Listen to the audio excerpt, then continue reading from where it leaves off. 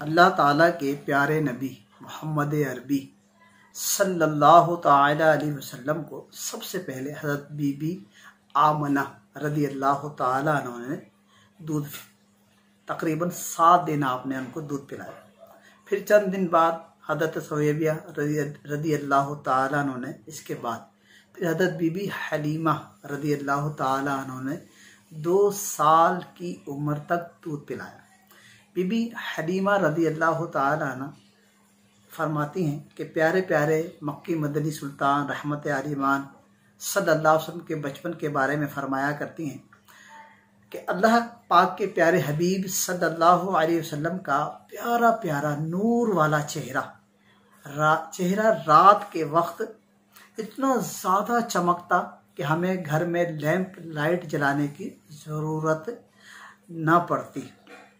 एक रोज़ आप फरमाते हैं कि हमारी पड़ोसन उम्मे खौला रदी अल्लाह ताला, उम्मे खौला से मुझसे कहने लगी, ए हलीमा, रात में तुम्हारे घर से कौन सा ऐसा चिराग जलाती हो कि बहुत प्यारी प्यारी रोशनी आ रही होती है।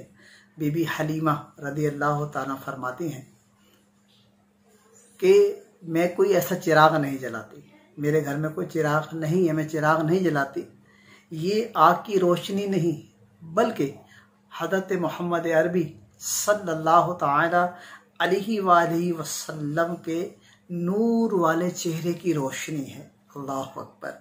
मीठे इस्लामी भाइयों, अल्लाह ताला ने अपने प्यारे हबीब सल्लल्लाहु ताला अलैहि वसल्लम को नूर से पैदा फरमाया है। हमारे सुल्तान दो जहां रहमत आलिमान सल्लल्लाहु अलैहि वसल्लम बेशक इंसान हैं, बेशक इंसान तो है मगर नूर वाले इंसान, सारे इंसानों के सरदार। इसलिए तो कहा गया, नूर वाला आया है, नूर लेकर आया है, नूर वाला आया है, नूर लेकर आया है, सारे आलम में ये देखो कैसा नूर छाया है। अस्सलातु वस्सलामु अलैका या रसूल अल्लाह, अस्सलातु वस्सलामु अलैका या हबीब अल्लाह।